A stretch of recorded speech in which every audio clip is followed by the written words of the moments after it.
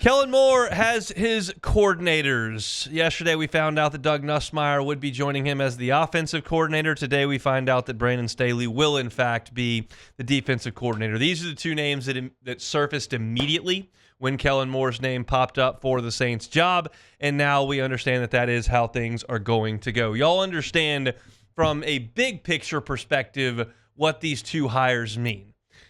The offensive coordinator under Kellen Moore is going to help run Kellen Moore's offense. The defensive coordinator under Kellen Moore is going to handle one side of the football. This is not unlike at all Sean Payton for his time in New Orleans, not unlike at all Dennis Allen in his time in New Orleans. You, for the third straight time, have a coach whose expertise is very much on one side of the football. The other side of the football carries some more importance in terms of staff choices. So let's start with defense because we feel like that's the most important thing, the most important hire that Kellen Moore is going to make, and that's where Brandon Staley joins the fold. I told you when Kellen Moore first became a real threat to take this job that I felt like it was important for one of his coordinators, likely the defensive coordinator, to have had some head coaching experience. I don't know if that was going to be Brandon Staley. I threw out the name Ron Rivera, who certainly isn't linked to Kellen Moore in any way, but he's been a head coach. He is a defensive guy.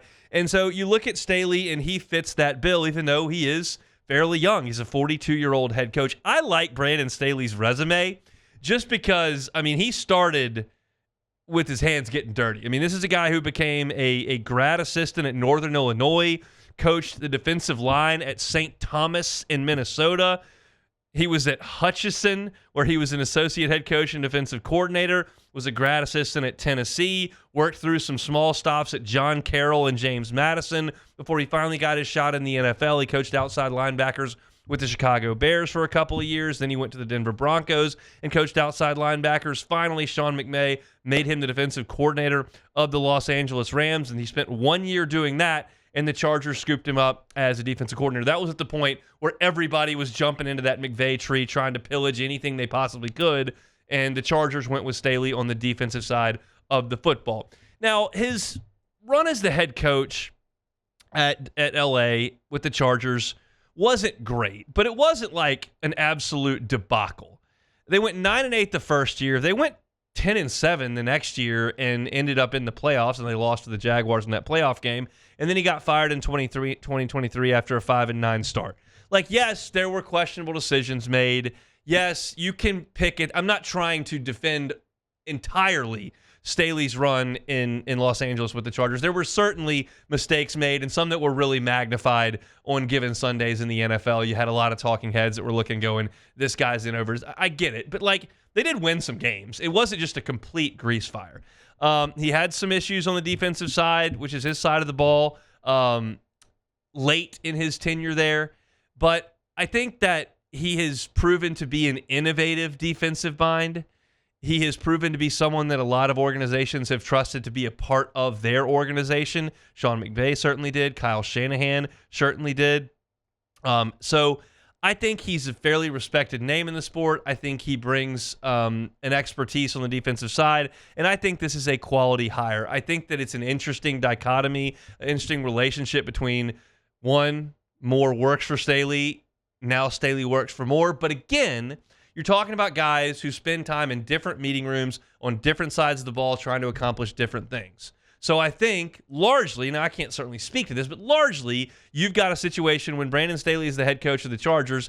He's checking in on the offensive game plan. He's really hands-on with the defensive game plan, and Kellen Moore's kind of doing his thing for a year.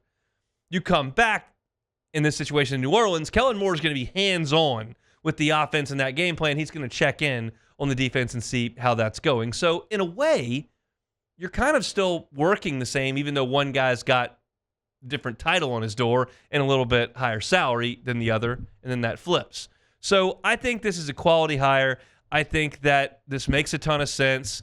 What cannot be argued is that Brandon Staley does have work to do here as far as helping a unit that has really slipped in previous years. The Saints this past season on defense, which we thought would be the strength of the team, we thought would be kind of the rock. You're going to bring Clint Kubiak in and try to revitalize the offense, but the defense is good. Like, that's what we're talking about in August.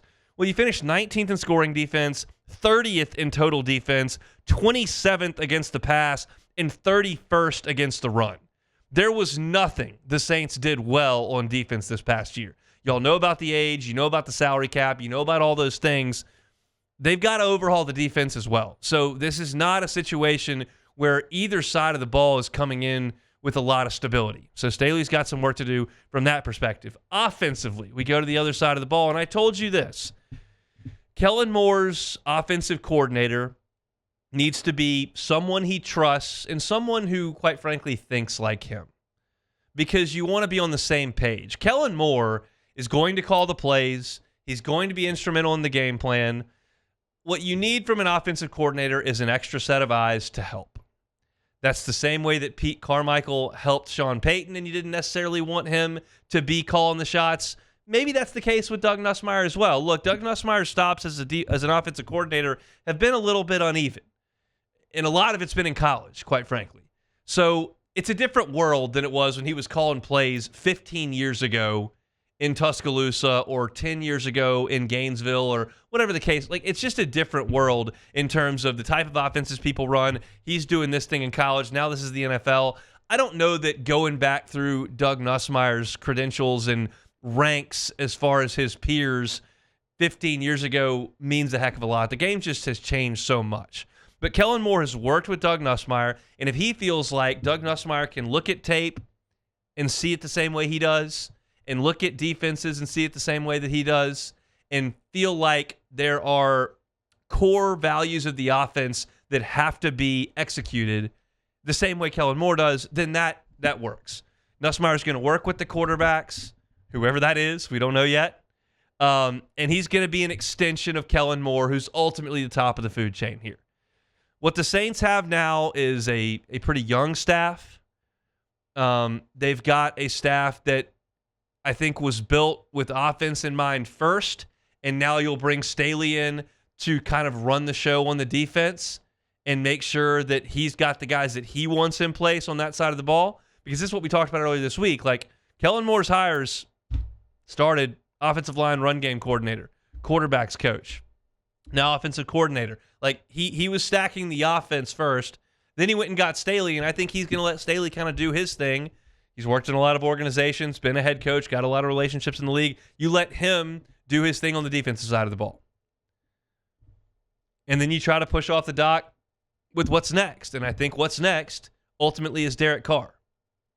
I think this is the natural order of progression. Head coach, fill out his side of the ball on offense, make sure that's in order. Get a defensive coordinator, let him fill it out. Then you move to roster, and roster starts at quarterback. You make a decision on quarterback. You see what that means for your cap. You go into scouting. You got to scout the combine coming up here. You got to get ready for the draft, and you've got to have one of the best drafts the Saints have had in 15 years this year. That's where it has to start for this regime, because by the time you get down the road, you can't have two bad drafts and then hit on the third one. You're too far gone. It's got to start now. There are too many holes on the roster, too many issues that have to be dealt with, too many contracts that are moving out that are going to have to be replaced in the next 2 years. You got to start now. So you're doing things in a natural progression, but you got to make sure that you get it done the right way, and you got to hit it out of the park with player evaluation coming over the next 3 months, and that's where these coaches come into play. Hey, it's on. Thanks for watching Hunt on Saints. Before you leave, help us out a little bit. Hit that like button, leave your comments in the section below, and hit that subscribe button so you get all our content right here from Hunt on Saints. We'll see you next time.